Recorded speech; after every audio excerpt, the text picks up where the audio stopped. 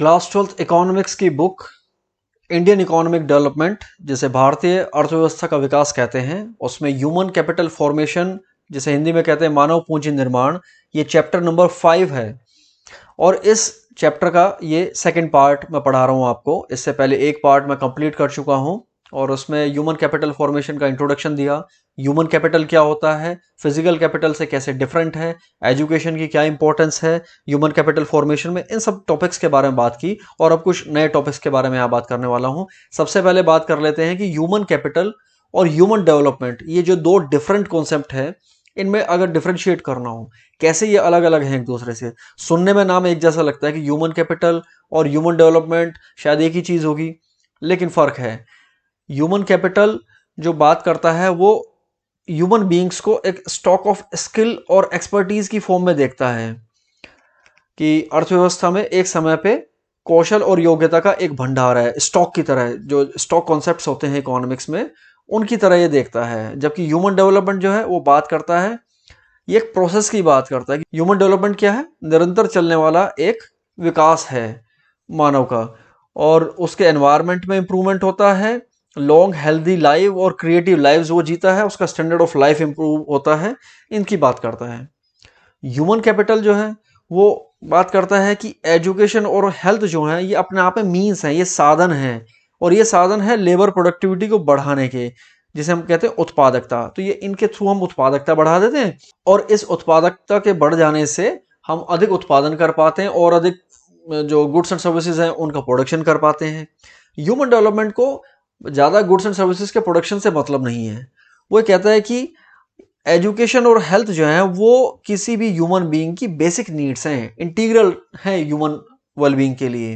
क्योंकि पढ़ा लिखा जो व्यक्ति है, स्वस्थ व्यक्ति जो है, वो ही अच्छे ढंग से अपना जीवन जी पाता है, और वो ही बाकी जो प्राणी है, इस जो लिविंग बीइंग्स हैं इस प्लेनेट पे, उनसे एक डिफरेंट उसको जो है एजुकेशन और हेल्थ की जो फैसिलिटीज है वही बनाती हैं उसको। ह्यूमन कैपिटल ह्यूमन बीइंग्स को क्या करता है, एक मीन्स की तरह यूज करता है। दैट मीन्स कि जो ह्यूमन बीइंग है वो क्या है, एक साधन है, वो इसको यूज करता है प्रोडक्टिविटी बढ़ाने के लिए और साथ ही साथ प्रोडक्शन बढ़ाने के लिए। जैसा मैंने कहा कि गुड्स एंड सर्विसेज के ज़्यादा प्रोडक्शन हो, उसके लिए ये एक साधन मात्र है उसके लिए ह्यूमन बीइंग्स। लेकिन ह्यूमन डेवलपमेंट उसको साधन नहीं मानता। वो कहता है कि ह्यूमन डेवलपमेंट जो है, ये पर्सपेक्टिव, ये ह्यूमन वेलफेयर को बढ़ाने के लिए है। और वेलफेयर कैसे बढ़ेगा, एजुकेशन हेल्थ के थ्रू बढ़ सकता है।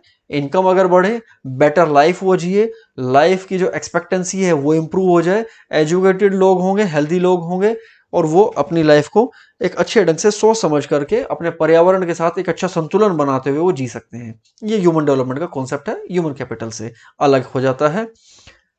ह्यूमन डेवलपमेंट क्या है, बेसिकली ब्रॉडर कॉन्सेप्ट है। उसमें हम ह्यूमन बीइंग्स को रिसोर्स जनरेट का एक सोर्स तो मान लेते हैं, लेकिन वो सिर्फ एक रिसोर्स बन करके नहीं है, वो एक ऐसा पर्सन है जिसको फैसिलिटीज बाद में अवेल भी करनी है, जिसकी लाइफ में इंप्रूवमेंट भी होना उन गुड्स एंड सर्विसेज की वजह से, सिर्फ गुड्स एंड सर्विसेज को प्रोड्यूस करने के लिए नहीं है वो। ह्यूमन कैपिटल फॉर्मेशन की बात करते हैं इंडिया में। हमारे यहाँ ह्यूमन कैपिटल फॉर्मेशन का बहुत स्कोप है, बहुत ज़रूरत है अभी, क्योंकि एक डेवलपिंग नेशन है। हमारे यहाँ एजुकेशन और हेल्थ फैसिलिटीज़ को इम्प्रूव करे जाने की बहुत ज़्यादा ज़रूरत है, और उसमें बहुत इंपॉर्टेंट रोल हो जाता है गवर्नमेंट का, कि गवर्नमेंट इंटरवेंशन बहुत ज़रूरी है। उसके रीजंस हैं अपने। हमारे यहाँ क्या है, अगर हम, बल्कि किसी भी देश में अगर हम देखें, तो एजुकेशन और हेल्थ के प्राइवेट और सोशल बेनिफिट्स दोनों होते हैं। अगर बेटर एजुकेशन है, बेटर हेल्थ है लोगों की, तो वो न सिर्फ खुद स्वस्थ रहते हैं, खुद पढ़े लिखे होते हैं, खुद का स्टैंडर्ड इंप्रूव होता है, बल्कि ओवरऑल सोसाइटी भी बेटर होती है। लोगों की हेल्थ अगर अच्छी है तो सोसाइटी में कम्युनिकेबल डिजीज नहीं होंगी। एक बीमार आदमी दूसरों को भी बीमार करता है। एक बीमार आदमी जो है अपने ऊपर रिसोर्सेज को खर्च करवा लेता है, जो रिसोर्सेज शायद और लोगों के वेलबींग पे खर्च नहीं हो पाते। तो कहीं ना कहीं सोशल बेनिफिट और प्राइवेट बेनिफिट दोनों होते हैं, कि खुद को भी फायदा होता है, सोसाइटी को भी फायदा होता है। तो इसलिए यहाँ क्या है, प्राइवेट और पब्लिक इंस्टीट्यूशन दोनों के होने की आवश्यकता है। यहाँ पे एजुकेशन और हेल्थ पे जो एक्सपेंडिचर होता है, वो उसका इम्पैक्ट जो है वो लॉन्ग टर्म में होता है। देखिए, better health facility, better education facility अगर मिलती हैं तो लॉन्ग टर्म में प्रोडक्टिविटी इंप्रूव होती है। ऐसा नहीं है कि एक साल में या एक महीने में इंप्रूव हो जाती है प्रोडक्टिविटी, और उसका जो इकोनॉमिक गेन होता है कि ज़्यादा प्रोडक्शन उसकी वजह से हो पाएगा, वो भी लॉन्ग टर्म में दिखाई देता है। तो प्राइवेट सेक्टर वहाँ इन्वेस्टमेंट करता है वहां इंटरेस्ट लेता है जहां इमीडिएट बेनिफिट्स मिल जाएं, जल्दी मिल जाएं, कॉस्ट कम हो, बेनिफिट ज़्यादा हो। तो इस सेक्टर में, एजुकेशन और हेल्थ के सेक्टर में गवर्नमेंट के इंटरवेंशन की बहुत ज़रूरत है। उसके बिना ये सब जो टारगेट है ह्यूमन कैपिटल फॉर्मेशन का वो अचीव नहीं हो पाएगा। The role of government is to ensure that private providers of these services adhere to the standards. तो एक बहुत इंपॉर्टेंट रोल गवर्नमेंट का यहाँ ये भी हो जाता है कि जो नॉर्म्स बनाए गए हैं, जो स्टैंडर्ड्स बनाए गए हैं हेल्थ जो हेल्थ का सेक्टर है उसमें या फिर एजुकेशन सेक्टर में, वो स्ट्रिक्टली फॉलो करे जाएं प्राइवेट सेक्टर के द्वारा। तो ये भी गवर्नमेंट की रिस्पॉन्सिबिलिटी हो जाती है कि वो नॉर्म्स बनाए और उन नॉर्म्स को स्ट्रिक्टली फॉलो करवाए, उसके लिए जो भी ज़रूरी है स्टेप्स वो ले। उसके अलावा in India many people can not afford access to basic education and health. Poverty है, अभी रैम्पेंट पॉवर्टी कह सकते हैं। 20% से ज़्यादा पॉवर्टी रेट अभी भी इंडिया में है, अर्बन और रूरल एरियाज में। जो नॉन पुअर भी हैं उनका भी इनकम का जो लेवल है वो बहुत अच्छा नहीं है, बहुत सिग्निफिकेंट लेवल नहीं है।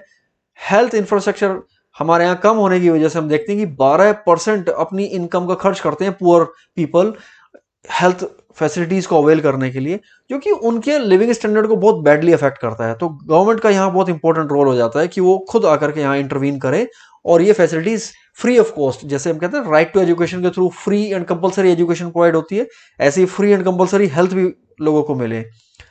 बेसिक एजुकेशन और हेल्थ केयर जो है वो राइट ऑफ सिटीजन्स माना जाता है कि ये तो गवर्नमेंट प्रोवाइड करे, एटलीस्ट ये चीज़ तो प्रोवाइड करे ही करे। ये अफोर्डेबल होना चाहिए, सस्ता हो, इनफैक्ट बेसिक फैसिलिटीज तो फ्री ऑफ कॉस्ट मिलनी चाहिए। तो गवर्नमेंट के इंटरवेंशन का यहाँ बहुत ज़्यादा स्कोप है। एक बार बात कर लेते हैं प्रॉब्लम्स क्या है इंडिया में ह्यूमन कैपिटल फॉर्मेशन की। चैलेंजेस हैं इंडिया में बहुत सारे। डेवलपिंग कंट्री है इंडिया, तो किसी भी विकासशील देश में बहुत सारी समस्याएं होती हैं, चुनौतियां होती हैं, ऐसी ही लगभग भारत में है। सबसे पहली बात कि इनसफिशिएंट रिसोर्स एलोकेशन है।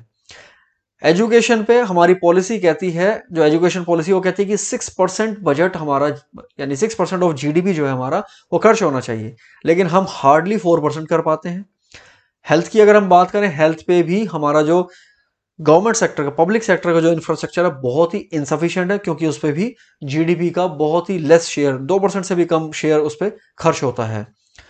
जो रिसोर्सेज खर्च हो भी रहे हैं उनकी वेस्टेज बहुत ज़्यादा है, प्रॉपर प्लानिंग नहीं होती।